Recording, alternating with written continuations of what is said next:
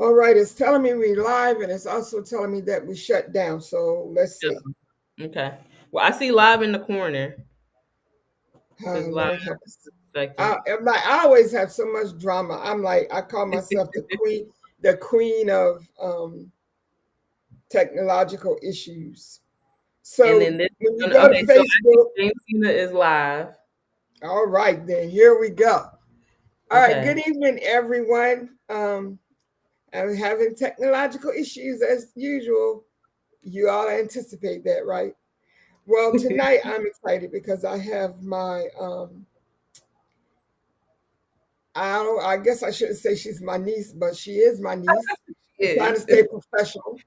Um, and I'm extremely proud of her because Sharon has found her passion, she's found her purpose, and she's living that out. And so today we're going to talk about, as you know, this is Black Maternal Health Week.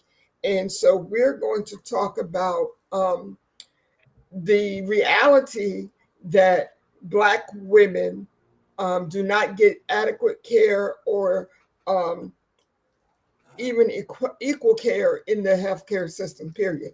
And especially Black women who are pregnant. And so we're going to talk about that tonight. I invite everyone who joins us to like the video and share it. We're going to be sharing some very important information for our community. And I believe that each one of us should share this and be a part of it. All right. So tonight I'm honored. I really am honored to have my niece, Sharon Crawford McWrightis, with us. She is a businesswoman, a wife, and a mother from the Eastern Shore of Maryland. She holds her master's degree in fashion and apparel studies and now runs a retail business in Queenstown, Maryland. In April of last year, Sharon was certified as a doula. She gained a passion for birth work during her first pregnancy in 2021. As a certified advanced trained doula, Sharon provides physical, emotional, and informational support to a birthing person during pregnancy, labor, delivery, and postpartum up to 6 weeks. She is advanced trained because she studied under the Gifted Hands International based out of Chicago for 16 weeks, as well as completed a 3-day clinical training to get her certification. Along with her doula certification, she received a community breastfeeding education certification as well as her CPR certification. Now, Sharon is just getting her business up and running, and we're going to talk a little later on in our conversation about what we as community can do to help Sharon get her business up and going because we know this is definitely a need in our community. So, first of all, welcome, Sharon, to the Thank platform. you. Thank you. Thank you. I'm so excited for this opportunity. I'm glad that, you reached out and I answered. Again, this is the start of just getting my name as well as what a doula is into our community. So I'm excited. Thank you. I'm so excited to have you because I'm really proud of what you're doing. And I can tell that you're passionate about it. And it's one of the things that I found in life is when you have a passion for something and it lines up with your divine purpose, you can only be Absolutely. successful. So you're going to be Absolutely. successful. All right. So Yes. this is what I understand, and you can correct me if I'm wrong. The Okay. origin and role of a doula are deeply rooted in our community care, which to me is extremely important, and why we are talking about it being rooted in healing, because our community is known for doing things, providing herbs, providing all types of healing for our people. Yeah. And so we tend to, over the years, we have gotten away from our basic traditions or what have you. And birthing is one of those things that we have gotten away from. And I want us to understand why it's important for us to get back to that whenever possible.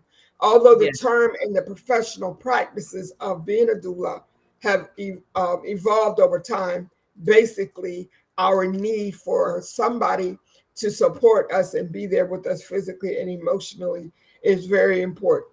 So, first of all, tell me or tell us what invited you or what drew you to this particular profession. So for me, it started like I said with my first pregnancy. My daughter is now 4. It started when I started going to my first like appointments. I had no idea how I wanted to deliver, where I wanted to deliver. You just like you get pregnant, you're like, oh my God, I gotta go to these appointments, I gotta do this, I gotta do that. So it started when I was going to my appointments every time. I want to say up until like 14 weeks. Every time I would go to the doctor, it was a different doctor. I didn't know that. So I'm just like, okay, like trying to figure out like why, there's revolving doctors, whatever. They're just like, oh, because we're a part of the same practice. When you deliver, it could be either one of us. So Oh we like wow. for you to kind of go in rotation to know everyone based on whatever the schedule is at the time you deliver and all that. So that technically that's not uncommon because even when you go to like birthing centers, you do kind of have a small rotation of the nurses, not a whole lot, but again, it's more intimate. But again, that kind of like alarmed me. The second thing was I had to look up where I had to deliver. The reviews about that hospital were not great at all. So again, this is still early in my pregnancy, so I'm just like, I've always had a idea of like, oh my gosh, like I would like to have like my own natural birth. I have a friend, she's my best friend actually, and she had her first child in the hospital. She said that after she had her baby, she couldn't remember anything just because of the trauma, the different things that you go through when you have a baby. So her second she had at a birthing center.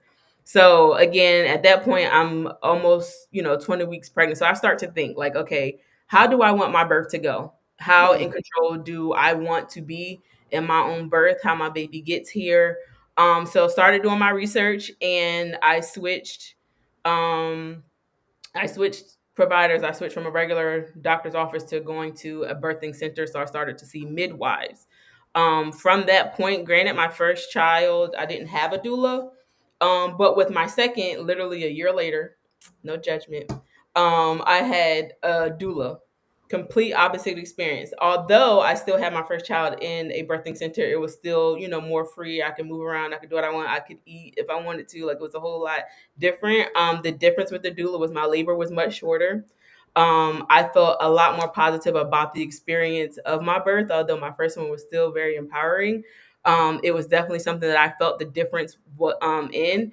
And the other thing is just the support that you get from a doula from the time that you set up with them, which could be anywhere from the moment you're pregnant. You can even meet your doula at, hey, I'll deliver next week. I just need some support in this hospital, this setting, or wherever you choose to give birth. So it's really just about the support that I got from my doula the second time around compared to my first, and it was life changing. So that just sparked something in me that's just like, I know that I can do this. I have this idea. I started researching. It took me like a year to even choose a specific program to enroll in. But literally, like my gear started running, and I started, researching, taking little online classes, taking notes and things like that. And then from there, I just knew it was destined for me because it was something that I felt in my heart. It wasn't something that was rooted in money because it's not something that you just make $1 billion from, but it's definitely just something that I want to be able to serve other people how I was helped when I had my second child. So that's really where that passion came from there. So let me ask you this question: while you were going through the experience of birthing your child, Hmm. and the doula was there with you, explain to us the connection that you felt with this person of that was different than when you just have a nurse in and out of the room, or from the top of the bed to the bottom of the bed, um, like giving you instructions. Like, what was that experience like? What did it feel like to you? So the main thing was the literal physical and emotional support that I felt. Now, don't get me wrong. My husband was there for both births, beginning to end. He's had children before me, so he's experienced birth. However, the doula is there to one solely support you, but then also bridge that gap between you and your partner. Literally, she's showing him like, hey, sway her this way while I'm having a contraction, sway her this way. Like she's kind of like that bridge of, okay, he's just a man, right? No matter what, no matter how close we may be or anything Yeah. like that, he does not know what it feels like to physically have a child. Right. So it was definitely that bridge, but then it was also affirmations like, hey, you got this. It was the support, like, hey, you need some water. Do you need this? Do you need that? Just the different guidance that I got throughout that experience, as well as, again, even before I got to labor, it was the education. Before I Right. thought I had took all the online classes in the world, and I'm reading this and I'm reading that. Like, hey, you do know that you have the option of you don't have to get cervically checked, right? And I'm like, huh? You do know you have the option to do this. You have the option to do that. So it's just one of those things where you're made aware of the different options that you have. It's your right, it's your body, your baby. It's something that if that's something that you do not want to participate in, you do not have to. A lot of the times in the medical field, it's like, oh, well, this is best practice. This is what we do. That's not what you have to do with my body. So again, it was just that steadfast like support then in that moment. And again, bridging that gap between me and my husband to where we can kind of connect on a deeper level as we're bringing this baby forward. She never left my side. That's another thing about doulas is we work for the client. We don't work for the hospital. We're Okay. not on a specific schedule. We don't have to go here. Oh, let me stop. I got to go do this. I got to do that. Literally nonstop. The moment that you are in that hospital in active labor until after that baby is delivered, after that placenta is delivered, after you are checked, after the baby is checked, after everything, literally that nonstop support and just having that extra advocacy too. Wow. I love that.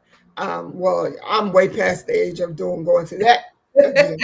But but as you are talking, I was thinking about when I gave birth to my last child. And everyone that's listening, thank you so much for tuning in. And please remember to share, Yeah. like, and share the video because we're getting a lot of good information. And if you have any questions, put them in the comment section and I will share them with Sharon. I don't know if she can see them or not. Sometimes I can see the questions and sometimes I can't. But anyway, when I was giving birth to my last son, at the very end, I was praying for death. Let me tell you, it was horrible. No. And my sister, my mom were in the room with me, but they were so busy down at the other end, like they were watching television. Mhm. Nobody was up there holding my hand, talking to me, nothing. They were just down there watching. That's And the I problem. reached and I reached a point where I really said, I just want to die. I said it out loud. And the nurse was like, oh my God, you don't mean that. Yes, I do. Yes, I do. I can't take it anymore. I'm just screaming and all. And I don't have that experience of someone being in the room that was calming, right? Yeah. It was like the more anxious I got, the more upset I got. It was like everything in the room was getting more anxious First. and more. Yeah, Yes. the environment was horrible.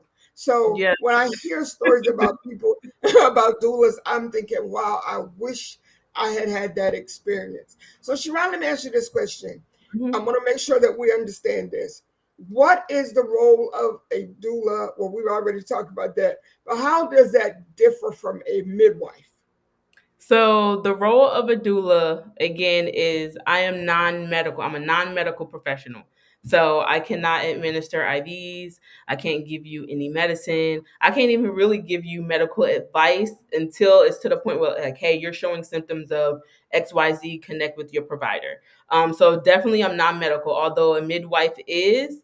Granted, we do know that they're different from actual doctors. They're just trained more holistic childbirth. But Right. again, the doula is not a medical professional. We are literally there for emotional support again, before, during, after delivery, especially, and I stress this, I cannot stress this enough, postpartum care. Granted, I'm only certified up until 6 weeks. But still, it's just that emotional support. It's also advocacy for you, for your rights, informing you from the very beginning, one, the different stages of labor, but then two, the policies of hospitals that a lot of times are like forced upon you that you don't know that you do not have to participate in. So really, again, it's just I'm working for you more emotionally, but then also physically, right? Once you're in active labor, there's pain relief methods that we can do, depending on if you're having natural or not. Even if you are not having naturally, that is something that a lot of people don't understand either. Is if you are having a scheduled C-section, I can still be your doula. I can let you know the different Oh stages. wow. Yes, I can let you know the different stages of what a C-section is going to look like. You cannot have 20 people in the room with you. It's literally you, usually the doctor, a doctor's aide, or whoever is kind of helping them, handing them the tools and different things. And then you are able to choose. Again, this is lightly because it just depends on the hospital. You're able Yeah. to choose your husband or your spouse, your wife, whoever. You can choose your mom, but it's usually one other person back there with you. Even if you do not choose your doula, I will have helped you all the way up until kind of giving you like the support, the cheerleading that you need. I'll be right Okay. there once you come back from operation, and then also helping you bond with your baby. That's another thing. It's one of those things where people just think like, oh, okay, after the labor and delivery, like that's it, my job is done. Like, Yeah. no, we do also help, just the personal connection, and then also sometimes the break that you may need during postpartum. Like, hey, your baby's down for a nap. You got to choose whether to do laundry or to take a nap. You go ahead, take a Right. nap. I'll do your laundry. I'll do your dishes. I'll fold the baby stuff. I'll wash after Wow. whatever it is that you need. So yeah, the role is definitely more emotional for me, but it's more emotional, physical, and then like I said, educational, letting you know what it is that you have the right to do. This is fascinating for me.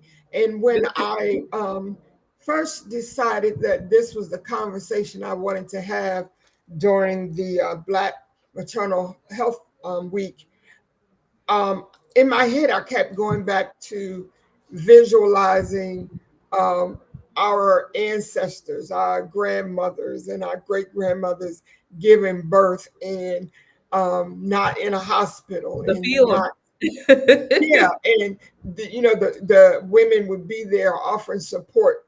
Come on, Yes. Hattie, you can do this, Hattie. Yep. And Yep. and But somebody's holding your hand. Somebody may even be singing or whatever. And it's like the whole environment was more yes, conducive yes. for childbirth because it is a miracle, the miracle of childbirth. I remember when I with the first son, I went to the doctor. I was like 4 weeks, 5 weeks past my due date, and which was a whole nother issue that we won't even talk about. And when I and I went in for my weekly checkup, and the doctor says, how's Miss Jamesina doing today?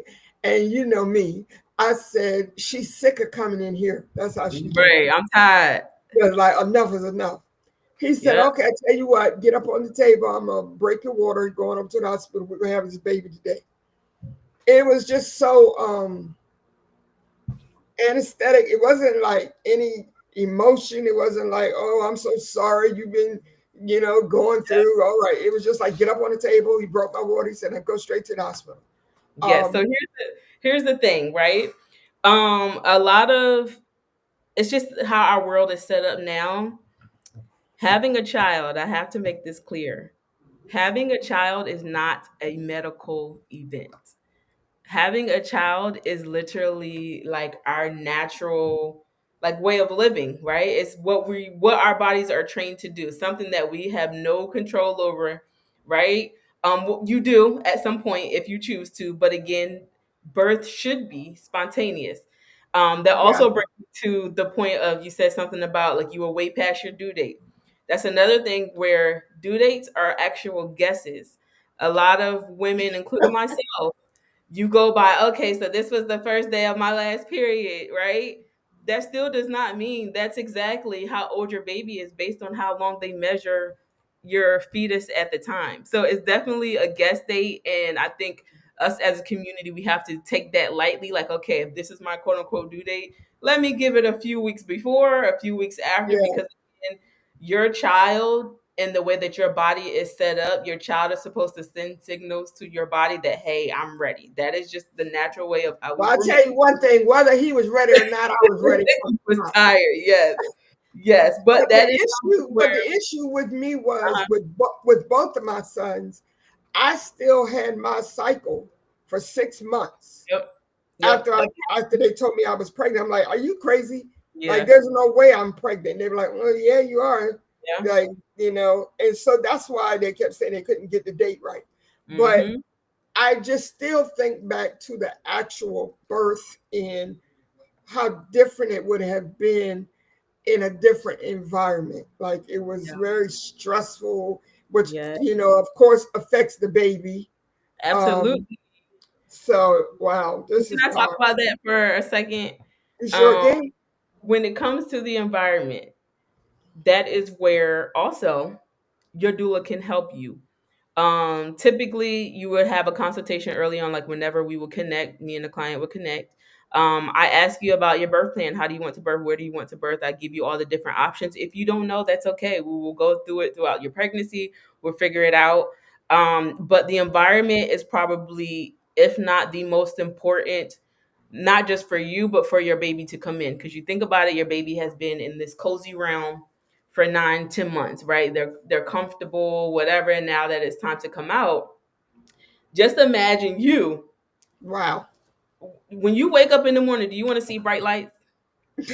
No. Do you want to have all these like people in your face, right? So it's one of those things where you should treat the environment that you're giving birth in like you would want to literally wake up, right? So your child should be, and it could be a very dim, it doesn't have to be dark, a very dim room, somewhere that's warm.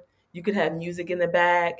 You could have incense, or you can have, what is it called, diffusers that has like the Uh-huh.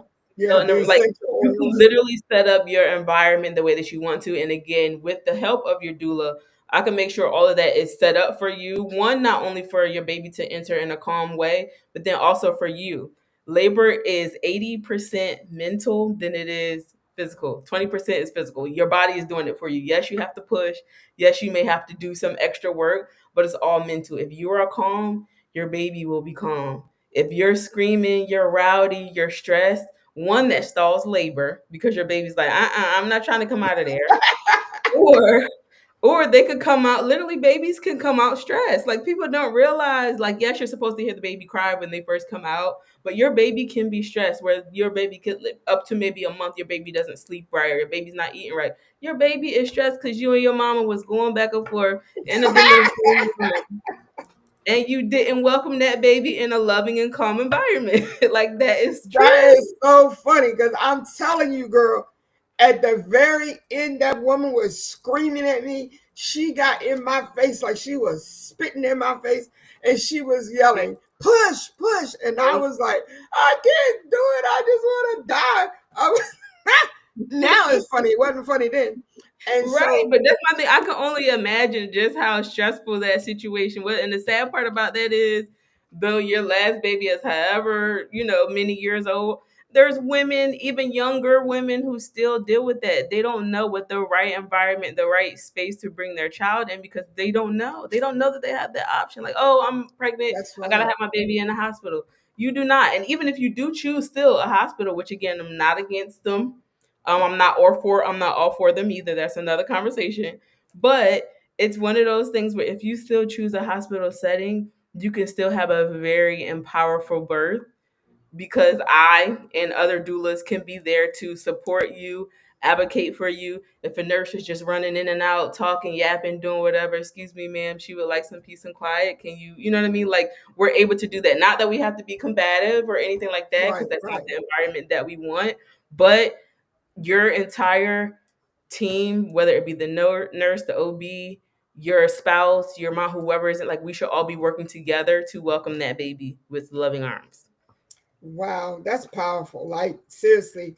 And I'm glad that are having this conversation because there are so many people in our community that need to have this information. Like I say, I have absolutely, you couldn't pay me $1 million to have another baby. But there are a lot, there are But a lot of childbirth should be empowering. Like, granted, there are some, people who's like, you know what, like I'm one and done. Or even if you have two, three, four, five, however many it is you have, it should be an empowering experience. It should not be negative. It should not be something where you're just like, oh my God, it was the worst. And then if that was the experience for you, I can guarantee it was because of your environment. That's I talked literally about my last birth so bad that listen. my mom told me Trey was like 4 years old one day, right? And those of you who are leaving comments, I promise you I'm not ignoring you, but I really cannot even see them. I'm Um, trying. I'm trying to figure out if I can even see I anything. Let me can't see. see anything. But Okay, okay, okay. Yes, I can see it on the side. You have to minimize your screen. uh, Okay. It's my mama. It's Micaiah. Hello. Let me hey see. everybody, if you see some Okay. questions pop up that you want to answer, Sharon, let me know. Yeah. Okay. I'm scrolling through, trying to see. But yeah, girl, he was like 4 years old. My mom came to me one day. She said, "Listen, I want you to stop talking about how horrible your delivery was with Trey." And I Yeah. was like, "What?" And she said, "You Hmm. stop doing that." I said, I'm mumbling under my breath, right? She Yeah. said, Like. "Because he came to me and he said, 'My mom, do you know I almost killed my mom?'" And she said, "No 4-year-old should not be carrying that around." So I did feel bad, even Yeah. though it Yeah. wasn't labor from 'Cause hell. they're But sponges.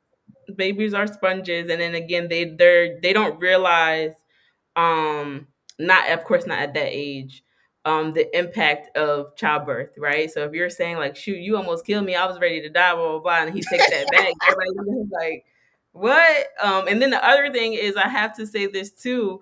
A lot of our we do it unconsciously, right? Especially our aunties, our grandmas, the women in our family. They can talk so negatively, not only about childbirth because it hurt, it was a lot, it was this, it was that, yeah, but then also about like breastfeeding, like why that baby still on your boobie, or why this and why that. yeah, Like, first of all, this is the best that my baby could ever have, and it's free, and I can make it myself. So, but yeah, it's just something that, generationally our family just does, not realizing that that is skewing someone else's view of what yeah, their experience could be like before they even experience it. And I don't think that that is okay. We have to be the ones to kind of break that. Like, okay, this is what happened with you, but I choose absolutely, to absolutely. do such and such with my body and my baby. So yes, it's definitely something Yeah, that especially natural birth without medicine. There's birth with medicine, there's even natural birth, there's natural vaginal birth with medication. And then of course very there's well. natural birth. So you tell somebody, oh, I pushed my baby out, no medicine, no nothing, and somebody's looking at you like, huh? What? How? Then you tell them you want to have your baby in the water. That's a whole nother, you know what I mean? It's just Yeah, like, guys, like this is what our answer, like this is what we were doing way back when, before even medicine was created. How did we get here?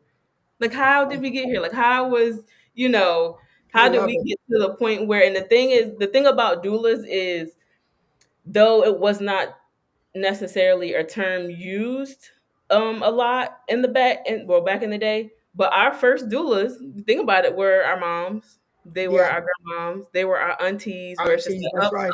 okay, you got to do this, you got to do that. That's why it's also so important for um postpartum as well. Mamas, Yeah, aunties, uncles, whoever, like they should be cooking for you. They should be like, hey, what do you need? The mama should not be up doing a bunch of stuff after having that type of marathon, right, because that's what right. labor is.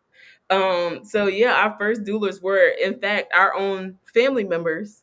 And Wow, again, it was that emotional support. It was that physical support during labor, after labor, after delivery, and just being your cheerleaders. That's the biggest thing. You need somebody in that moment. You need somebody to be telling you, "Hey, you can do yeah. this. Your body was made for this. You and your baby are working together. Like literally, your body is doing what it's supposed to be doing. Let's get your baby here safely." Wow, I love it. That was very, you did, that was very good, Sharon. I, Thank you. I know you were nervous about having this conversation because you I said you've never was. done this before. You're doing an excellent job. I'm very, very Thank proud of you. you. Thank So, you. what are some unique challenges that you see Black women face in maternal health care? And how do you help address those with your clients or patients, whatever the correct term is? So a few things. One, there is something called provider preference, where your provider, no matter how many years they've been in practice, they're used to doing XYZ for a mother, right? So a lot of times that is, inflicted on you because you're their 1000th birth. Like, hey, I know this is what happens at this point, blah, blah, blah. So this is what we're going to do. This is how I've been doing it for years, blah, blah, blah. So especially in that moment as your doula, I would encourage you, granted, I cannot speak for you, but I would encourage you to know, again, what you can do, what you cannot do, what you can allow a provider to do to you throughout your pregnancy, during labor, during delivery. There's also, as we know, racial disparities, especially for Black women. We have the higher rate of dying during childbirth than any other race, um, literally any other race. I cannot stress that enough. There's also, again, racism, systemic racism that has, like, a lot of these hospitals and facilities in general have been built upon. Granted, the now, right, this whole DEI thing, some hospitals or facilities organizations may say, we stand with you, and we are not racist. There's no bias. There's this, there's that. Okay, so when I asked for pain medicine, as we were describing earlier, when I asked for pain medicine, why did it take you 30 minutes longer to give it to me than you Yeah, did, the white lady next door, right? that's right. Why do I have to completely scream to the top of my lungs to get someone's attention, or to get some sort of, hey, I need this, I need that, I need a blanket. Why does Yeah. it take longer? And again, a lot of people don't realize that it's that small. But it's true. I think that's at the top of my head. That's what I can think of. The other thing is, like we were explaining earlier, there are statistics where, for Black women, we are not believed when we are in pain. So it could be in, a policy, or, a provider's head, that, like, I know Black women, I'm sorry, can take pain a lot better than another race. This, Absolutely. Hispanic woman. Or, okay, so you're saying that your pain levels at a 9, but you sound like you're at a 7. It don't matter what I sound like. I'm telling my Exactly. pain level Yes. is at this point, right? So that's a lot of things, especially during childbirth, which, like I said, should be a sacred event. It's not a medical event. I should not, have to be, treated like I'm just a number, like I'm at the NBA, right? Like I'm going to get my picture taken for my license. Like, this Right, should right. be a real, you know what I mean, calm event where I'm able to, welcome my baby into a positive environment, rather than, okay, like, this is just baby number 10 today. Oh my God, I love that. I love that because that is exactly how you feel, when they roll you in there and they tell you to climb up on the bed, and then they examine you, then, they do whatever else they do, they check you. And, well, okay, we'll be back in a little while. And then you just Mhm. left in there, while, playing with your fingernails or whatever you're doing until the pain gets so bad. Um, I remember asking for some pain medicine and they're telling me I didn't need it, and by the time they agreed to give it to me, they were like, well, it's not going to work now because we're so close to delivery. Um, so the whole concept of this is my body, this is Mhm. my experience, this is a Yep. sacred experience, gets Absolutely. missed Yep. in the birthing experience. And that's one of the things that, as I was preparing for our conversation tonight, that I was becoming more and more fascinated with the sacredness Yes. of giving birth, and what an honor and a privilege it is to be able to give birth, and how it should be a positive experience. I don't care if you've had one or 20. Yep. Each Every birth pregnancy, is different too. each birth should be a sacred experience. And you Absolutely. are just helping me to really see that clearly. I can't tell if anybody has any questions. If you can see any questions, let So me I know. don't see any questions. Just more agreement between my mom. Of course, dad saying he's super proud. My mom said that it was good to witness the birth in the birthing center was different. So as we know, my mom has five natural except for well, she still had him naturally, but the last one she had an epidural with. Mhm. But she had all of her children in the hospital, and the experience, even the bond that we have, continued to build throughout motherhood, and just sharing the difference between hospitals versus birth. So I chose to birth in a birthing center, and what a birthing center is it's not necessarily a hospital. It still is somewhere that you do have your baby, you do have your midwife there. You have the choice of having a doula at the birthing center that I had. I had the midwife. I had a doula the second time, and then I also had what they call like a birthing assistant. Um, and what that was is it was more home like. The office literally looked like a house. They had different rooms. Right. There was two different rooms with beds. They also had a jacuzzi for you to labor in, because that's another thing. Warm water helps with labor pains. Helps relieve, Wow. especially during a transaction, during the contraction. So I literally had my daughter on a bed. Um, and it was something that I think for my mom, although she's had her own birthing experiences, it was just a different level of strength without doctors, because I think she saw just how long, like, labor was really long with my daughter. It was long, it was strenuous. She was not in the correct position. She was head down, but she was turned sideways rather than being the correct way. So I think, not that I like passed out or anything like that, but I think she said she kind of saw like my eyes roll back in the back of my head, and she's just like, at that point she's scared again, as a mom should be. Of She's course. like, Of we course. may need to take you to the hospital, like, you don't look good. And I'm just like, I'm okay, like, I know I can do this. My body was made for this. It took, I think, like 18 hours. It was a while, but it was one of those things where I literally had her, I'm on all fours, I'm rocking. They had me try every position possible. I could not breathe on my back. Laying down actually defies gravity. Like, a baby is coming out, like, what, Right. perpendicular, I guess. Right. So you should use gravity to get your baby out, whether it is squatting. You can even sit on the toilet. You can start crowning. I started crowning on the toilet. They made me sit on the toilet, and it helped get her kind of out. In And then position. Yeah. I did a little bit more walking. Literally, I'm on the bed. I'm rocking back and forth. Next thing you know, she comes right out. She came out the back end. But it was one of those things where the difference between a hospital and the birthing center is they let childbirth be natural. Natural. Yeah. There's not a time limit, like, hey, you got to get out of here by this time, or hey, I got another birth, so I'm going to Yeah. send so and so to come in here. Like, there's none of that. They're there for you no matter how long it takes. Now, at a certain point, they may switch out just based on the time span that it does take for you to deliver your child. But again, it's literally all eyes on you and this baby, and that's it. So it's definitely more home like. Wow. Definitely not like scheduled, or you don't feel rushed, or you don't feel like, oh my gosh, like, I gotta hurry up and do this. It's literally definitely spontaneous, that's for sure. But she said Wow. I I love it. I love it. she And said I I want asked to. Oh, I'm sorry. sorry. No, I'm looking at her comment. She said I asked them when was they gonna send her to the hospital. Like, I that wasn't. want to know. I want to also take time to say a very special thank you and acknowledge Yes, Micaiah Purnell and yes ma'am.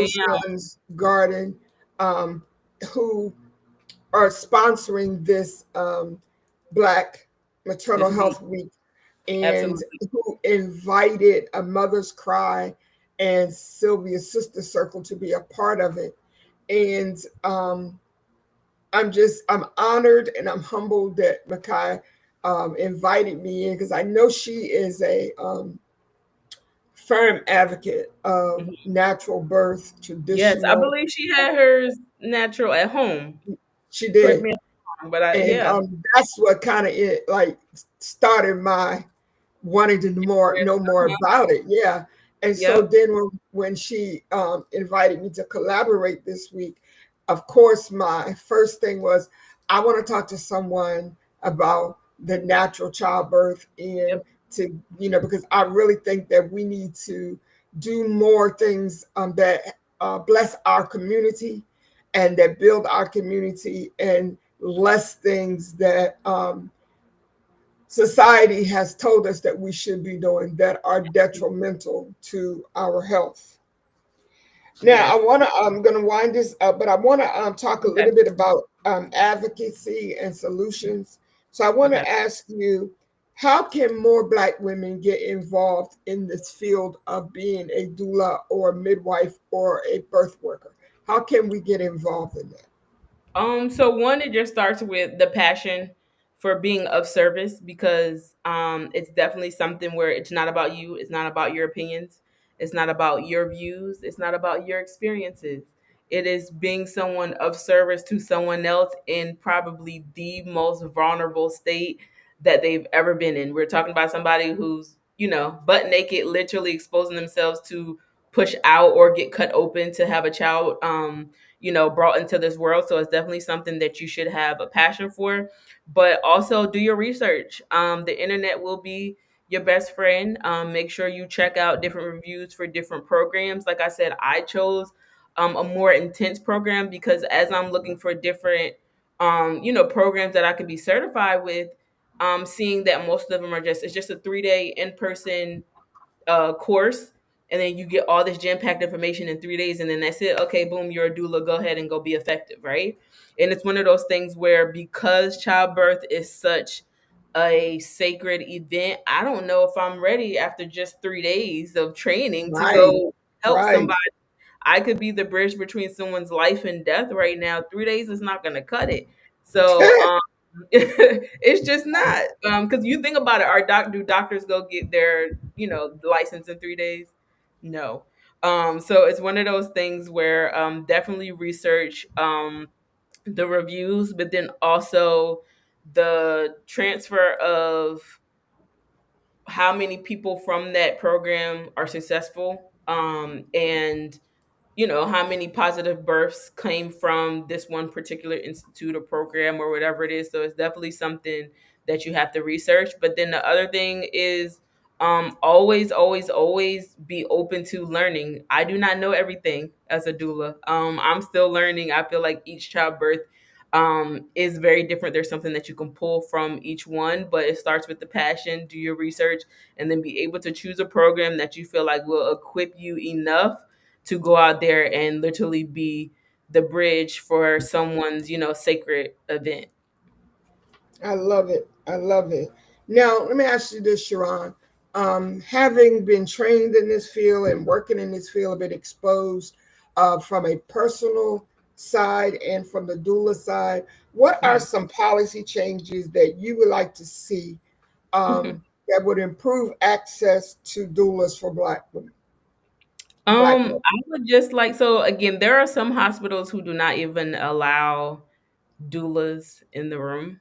And some of them who do, they require you to jump through loopholes. You have to have a number, you have to have like whatever certificate within a certain period of time, and just all these different loopholes you'll have to get through. So, one, I would love to see the bridge gap between the actual healthcare system, the nurses, the doctors, like everyone that's in there that is, supposed to be there and working for the mom, welcome in the doulas. Because again, yes, you're their nurse, right? And this is,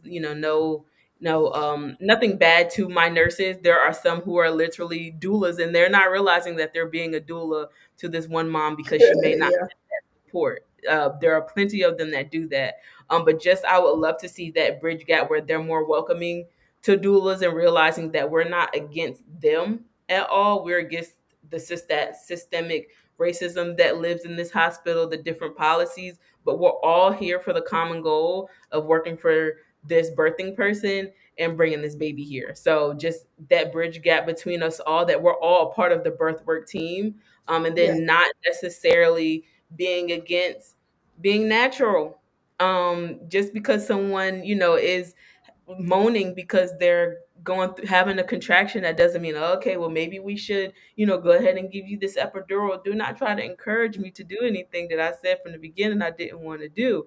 Although at some point some women do change their minds. Sometimes the pain can be unbearable, absolutely. But let that be the client's request and Yeah, not, I think we should, or okay, if it goes any longer, we're gonna have to do this, we're gonna have to do that. right. So it's the persuasion that I will also kind of see die down a little bit. And again, letting birth be a more spontaneous event rather than an actual medical event. We have to do this at this time, and then that's it. Because what if my baby isn't ready? Wow. And I think that, as you were talking, I was thinking about, I think a lot of hospitals and organizations like that, they are more concerned about getting sued, or they're Yep. more concerned about the legal aspect, and they don't have a grasp on the sacredness Yep. of the event. And that's why we need someone in the room that understands that this is a sacred time, right? Yeah. This is this is giving birth to life, like a whole Whole nother human being is about life. to come out of me.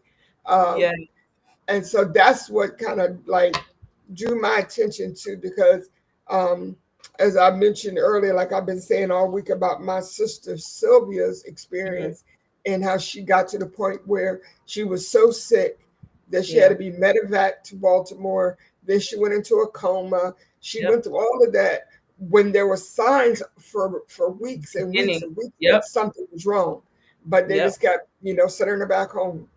Yep. If she had a doula in her life, Hmm. then maybe before it even got to that point, she could say something's not right, this Yep. doesn't feel right, and then somebody would be there to walk her through that process. So Yep. I'm And excited.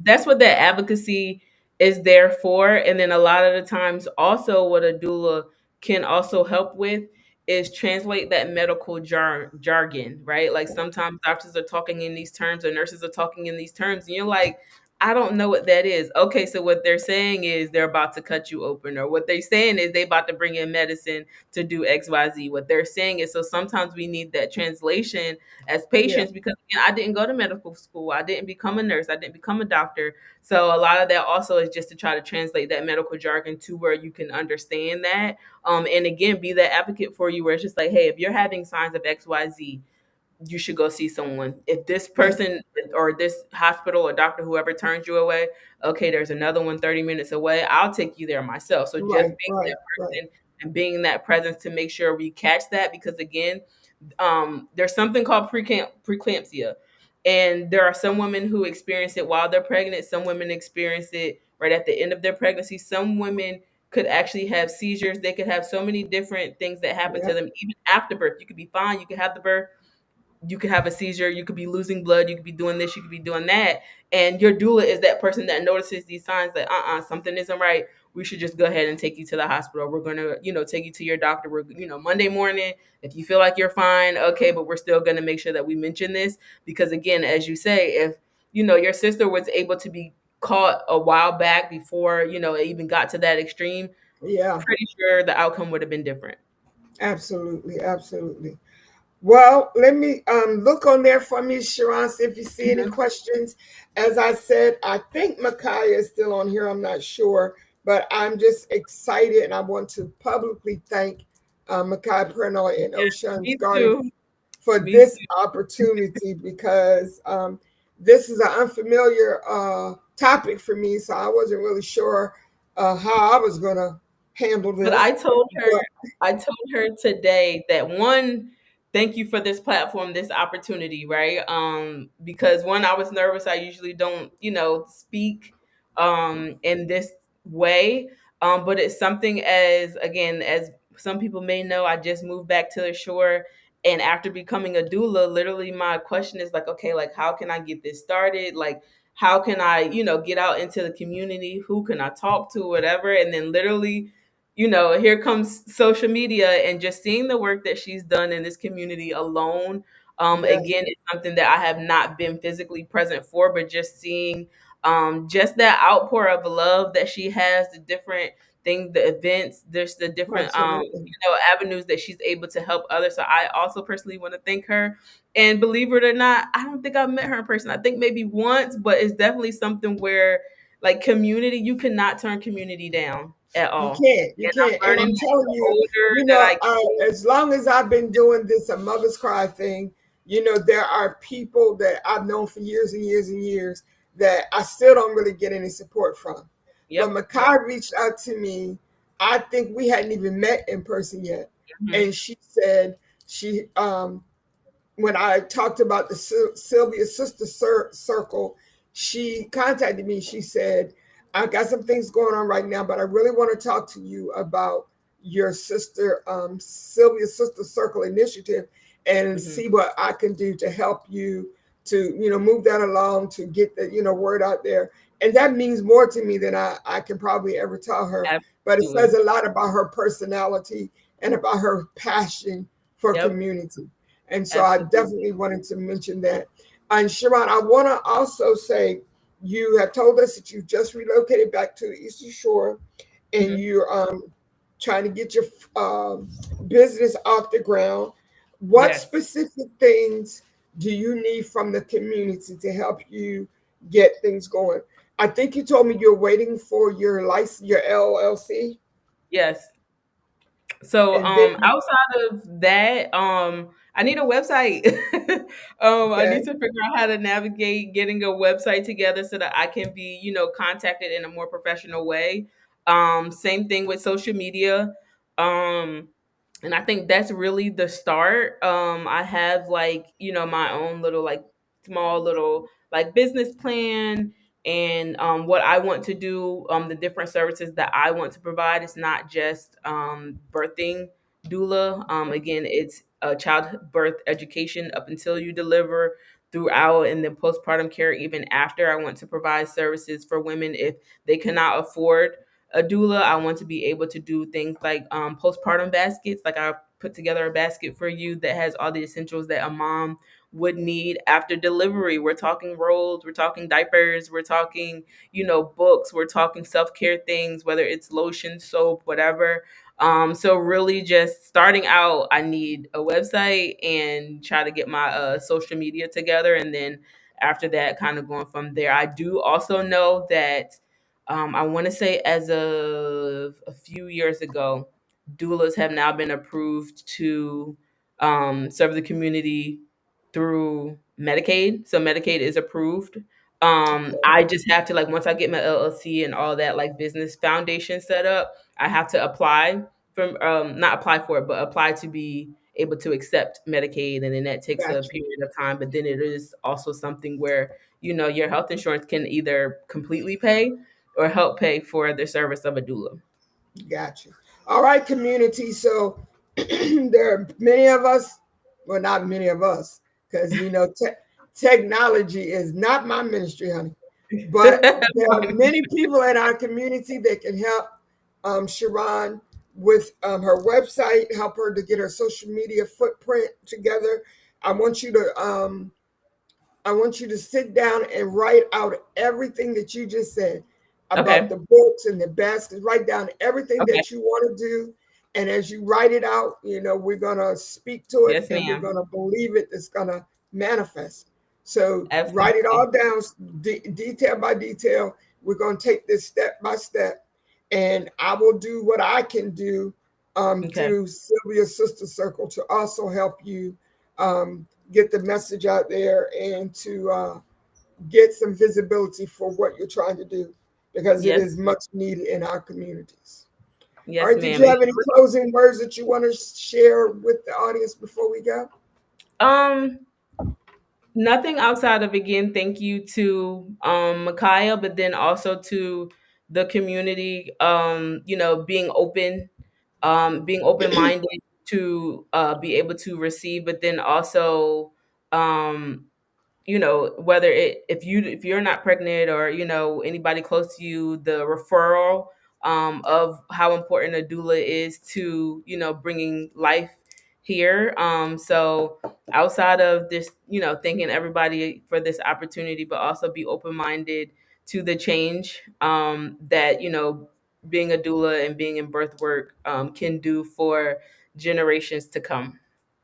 And thank Absolutely. you for having me. You're so welcome, sweetheart. I really enjoyed this conversation, and I I do. look forward to speaking with you again after you get everything up and running. Yes, ma'am. As I said, we're going to do our part to make it happen because it is definitely a necessity in our community. Thank you to everyone who joined us, everyone Yes, thank you um, guys. who will be watching in the after replay. Thank you again to Ocean's Gardens and to Makai Purnell. We genuinely appreciate you all. All right. Thank you so much. Absolutely. Have a great evening, and we'll Thank talk to you you. soon. All right. Bye bye.